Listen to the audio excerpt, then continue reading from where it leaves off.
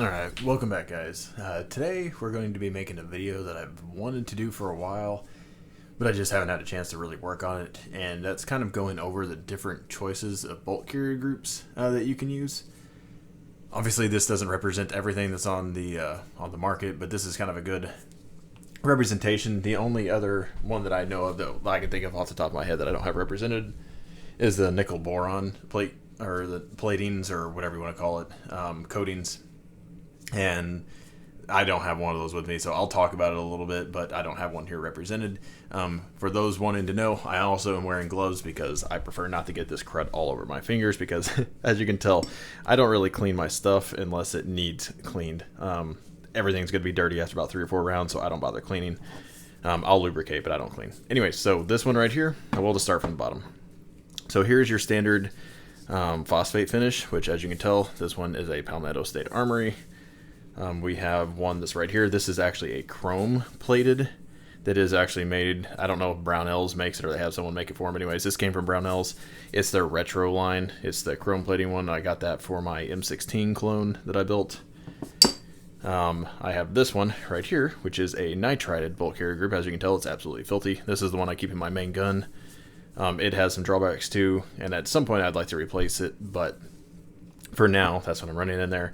And I don't remember if this one comes from Brownells or if that one came from Palmetto State Armory, but I bought 2 from PSA, and I have 1 from Brownells, and I mixed them all up. I don't remember which one's which. Since they don't have markings on them, I can't tell. And then this one right here is this is the, the TIN coating, the gold, whatever you want to call it. This one's made by F1 Firearms. A good bolt carrier group. All the specs are good, but there are some drawbacks, again, to this coating, other than the fact that it's really, really shiny. So a lot of this information came from a Sons of Liberty Gunworks Armorers course that I went to about a year ago or so. And then some of it's come from just personal experience, and some of it's come from just other, videos or online information that I've come across over the years. So it's kind of a mixed bag between all those for where I got the information. So if I say something wrong, let me know down in the comments. I may say something incorrectly, but for the most part, I have notes over here to kind of keep me on track. So before we get to the coatings, let's start with what you want to look for in a bolt carrier group specifically. Now, a lot of companies will say, mil spec, and mil spec doesn't necessarily mean it meets military specifications.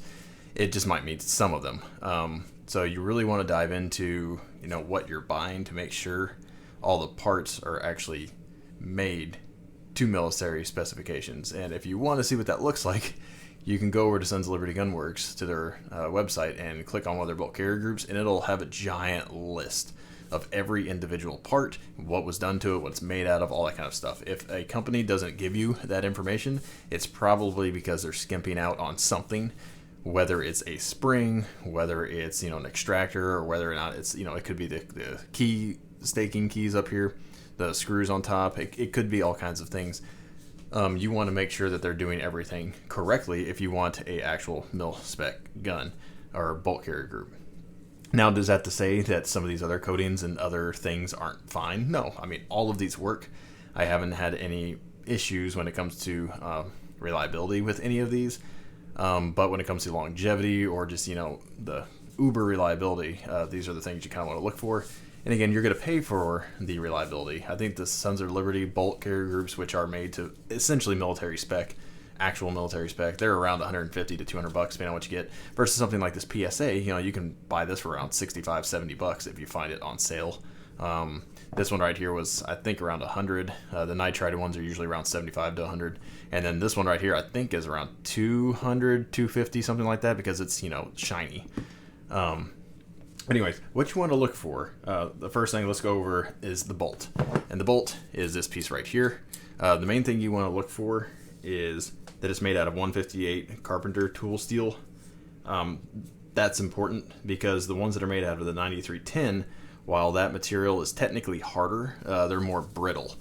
So that's something you kind of want to look out for. And if you look kind of at the specs on them, you'll notice that the way that they make the 310 bolts, and they are harder, like it's a harder material.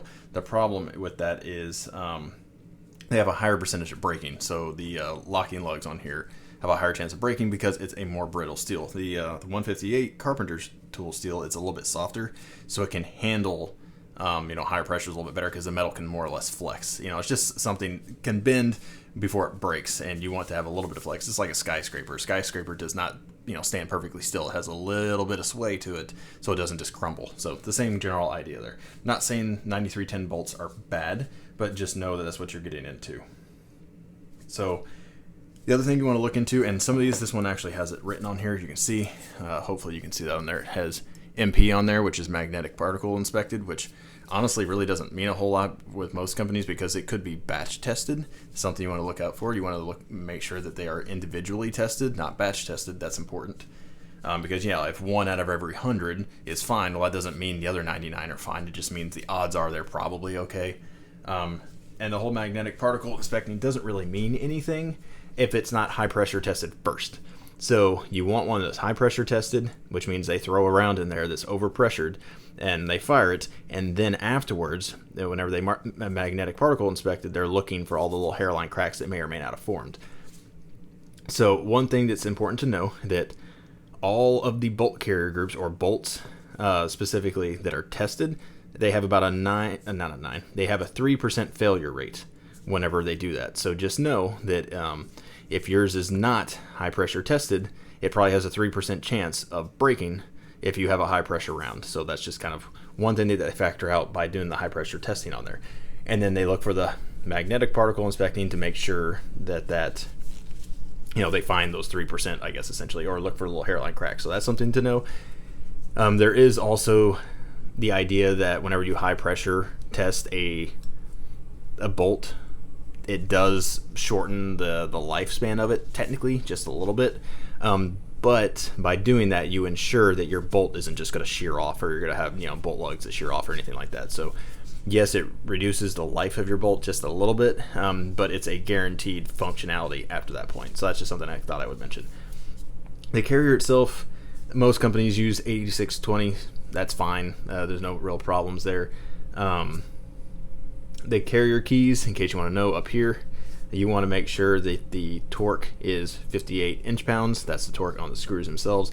That's correct. That you want to make sure they put grade 8, the number 8 fasteners up here, because they're better made. And you want to make sure that the staking is done properly. So on these, if you look in here, hopefully you can see that it is actually mashed. The metal is actually mashed into the bolt. That's what you want to see. Some of these, let's see how this one is. This one's okay as well. You can see how it's really mashed up in there. And then that one's not as good as the others, but it's functional. It works okay. And the last one's over here. You can see that this one is actually really well done. It's mashed into there. So what you're doing is you're moving material into there and essentially just creating a divot or a piece of metal to prevent that screw from loosening if for some reason it tries to. So that's what you want to look for with that. So one other thing I forgot to mention with the 9310 bolts, they are not high pressure tested. At least based on the time that I took that class, he didn't know of any bolts that were actually made of the 9310 that were actually high pressure tested. They're all magnetic particle inspected. And he suspected, and I believe he gave a percentage, but I don't remember what it was, but there's a pretty good percentage of bolts that actually break. It's a much higher percentage under the high pressure testing that are made of 9310 because, again, they're more brittle. Yes, they're harder, but they're more brittle, so they're more likely to break because they don't have any give to them. So that's just something I kind of, thought would be worth mentioning. They are a harder material, so, there's a little bit of a trade-off, but kind of go with the tried and true 158, at least in my opinion. So one little side note, and again, you're getting a class essentially, narrowed down into, 5 to 6 minutes, so you're welcome. The ejector spring is actually the same as the selector spring, so that's something that's interesting. I didn't know that. When it comes to the extractor spring and the ejector spring, one thing you want to look for is on the bolt face right here. See that extractor? If you can push in on this little plunger right here with your fingernail, if you can actually push in on it and it doesn't hurt, your spring is too weak and you need to replace it. So that's just an easy test to see whether or not that needs replaced or not. The same thing's kind of true of your extractor here. If you can move your extractor easily with your fingernail, the extractor spring needs replaced. Alright, so now let's get into coatings, and this is the one that's probably going to hurt people's feelings.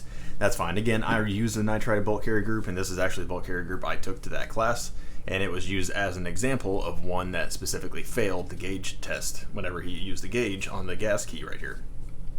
And by that it means this is oversized. And all that means is my gun, or this bolt carrier group, is less efficient or efficient than one like this that's coated properly. So one of the problems, again, with companies is they say they're mil spec, but then they don't actually follow the military specifications, because we're not, gauging everything. We're not paying attention to all that kind of stuff. We just buy something, they say it's mil spec, and okay, well, it looks the same, so it must be. Well, that's not always the case. So when it comes to a phosphated bolt carrier group, like this one right here, and again, this one may not even be made to spec, I don't know. But the material right here, whenever they phosphate it, or chrome lining for the same thing, for like the inside of the bolt carrier group, when it's chrome lined, that adds material, or it adds, thickness to the material itself that is designed to be filled in. So whoever makes the gas keys for nitrided bolt carrier groups, and again, he didn't know of a single company that he's seen that actually did this correctly, but whenever they nitrided this bolt carrier group, they nitride the inside of this, and nitriding doesn't actually add any material. It's just a surface coat or surface treating, whatever you want to call it. It doesn't actually build up anything on the inside of here. And the gas key on the inside is designed to have that little bit of material whenever the whole bolt carrier group is, phosphated, the chrome lining, all that kind of different stuff.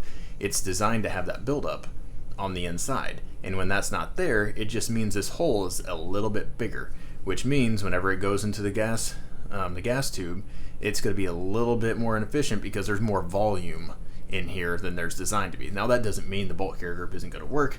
That just means your bolt carrier group and your AR in general is going to be a little bit less efficient. So you're going to lose some gas pressure here. So is that a big deal? I mean, not really.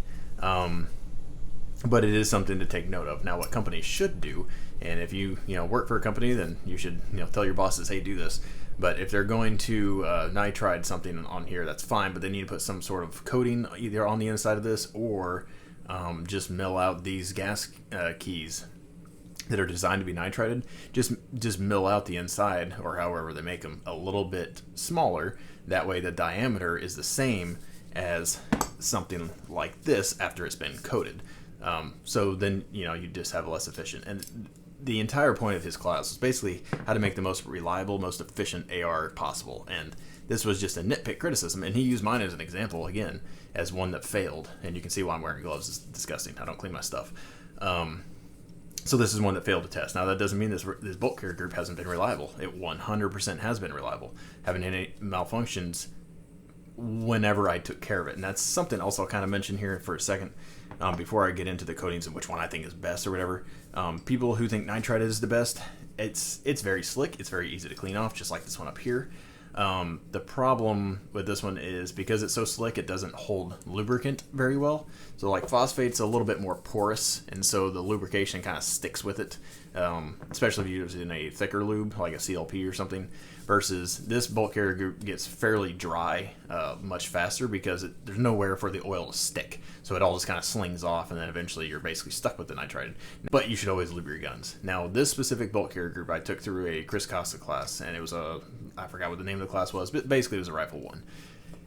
And this one, I cleaned it. I actually cleaned my gun before the class started, and I lubed it just fine, and I made it about 800 rounds into the class before this bolt carrier group basically took a dump on me. And what I mean by that is the entire inside seized up. So I started firing rounds, and then I had a stuck case. So I tried to rip out the casing, and I could not get the thing to move. And I was able finally to mortar the rifle, get the new round in there, fired, and it happened again. And I couldn't rack it out. So that was a problem with this. And so all I did is once I got that round out, it's like, okay, maybe it needs lube or something. The bolt carrier group was absolutely filthy. So people that say that nothing sticks to these, they're lying. Stuff that you can see it right there, it sticks to it. On the inside of the chamber right here there is no chrome lining on the inside where this bolt carrier group moves back and forth because it's nitrided. Unlike something like this that has chrome on the inside, or something like this where it's all chrome.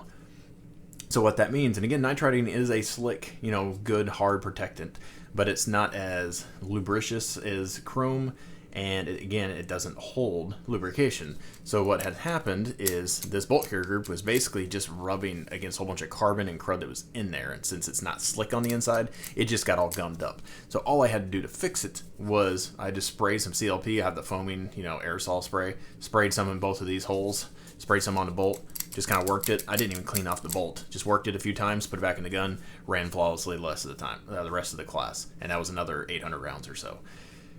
So that said, people say you don't need to lubricate your ARs, especially with nitrided. They're lying. You do need to lubricate your guns. So lubricate it every chance you get, and just know with a nitrided, you're going to have to lubricate actually a little bit more often than you would with phosphate because it doesn't hold.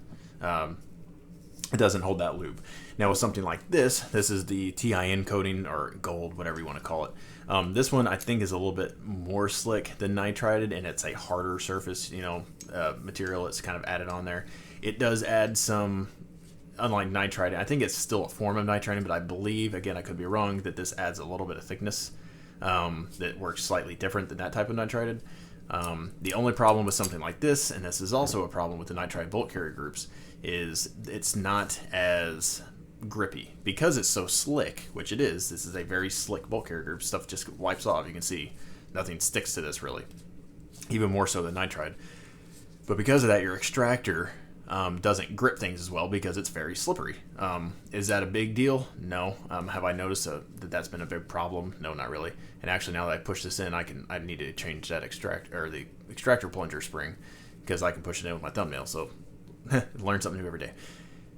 But because of that, this may not grip the rim of the casing to pull it out as easily because there's not as much friction there, and you need friction to rip out a stuck case. So something to take note of. That also could have been the problem with this. Maybe this wasn't gripping. It could have been a combination of it's rusted on the inside a little bit. Well, that's nice. It could be a combination of this being slicker and then this not being lubed on the inside. Who knows? But that wouldn't have been as much of an issue if they had chrome lined the inside properly, like on this one. And the one thing I'll mention about nickel boron, which he talked about in the class, he said he doesn't like it because it weakens the way that they add the nickel boron, the heat treating process. I don't remember if it's heat treating process or not, but anyways, the way that they do nickel boron, it essentially weakens the metal underneath, and he didn't like that. Versus nitride, it actually hardens the material, so that's not really a problem. But the nickel boron actually, it weakens the metal underneath, so that was one of the reasons why he didn't like nickel boron. It didn't really add any real benefits to it. It only had negatives. It was, shiny looking, but it doesn't really add any benefits. Now, one of the things you could do if you're looking to buy something like this, get one of these bolt carrier groups. If you really want that gold look, that's fine, but just get one that has a phosphate bolt carrier group. And a lot of companies, like F1 Firearms specifically, they don't even, at least not that I've seen, they don't make this version anymore that has the gold plated. The bolt itself, the bolt itself is actually phosphate. And you'll see that a lot of companies that do the nickel boron, or they'll use, nitrided. A lot of them will actually have the phosphate, bolt on here because they realize you need that roughness, for lack of better words, of the phosphate to help grip the casing. So as you can see on here, it has a magnetic particle. I don't know if you can see that. There you go. You can see it now. So this one's magnetic particle inspected, but that again doesn't mean anything since it wasn't high pressure tested. So this one could be one of those 3% that fail under the high pressure testing. So you kind of get what you pay for when it comes to bolt carrier groups. So what it comes down to, and if you've ever had a phosphate bolt carrier group like this and you're like, oh wow, that thing is really rough, it's most likely the manufacturer. The phosphate coating isn't all that rough to the feel. If you feel for example, a Sons of Liberty bolt carrier group, it's much smoother feeling than this Palmetto is, and I assume that's just because quality control, they make their stuff to better, QC, versus Palmetto just kind of pumps out stuff, which again, this has been a reliable bolt carrier group, but it's just not, the fit and finish on it isn't as good. So if you want one of these nitrided bolt carrier groups because you think, oh, well, it's going to be slicker and it'll, cycle in my gun smoother, it will. Whenever I rack the charging handle on this thing, I mean, it's like smooth as glass.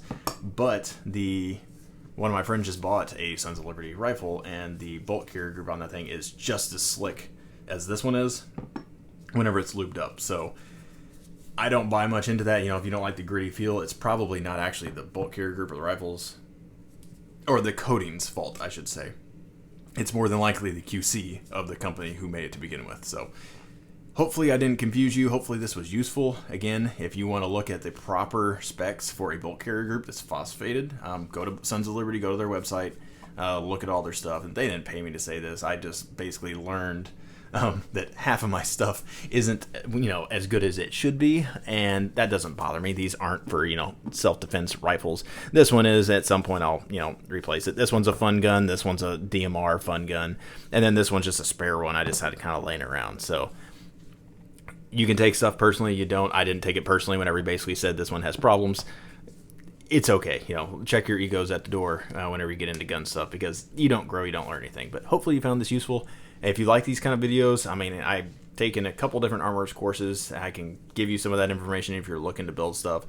If you don't like this kind of content, let me know also. But anyways, hopefully you all have a good one.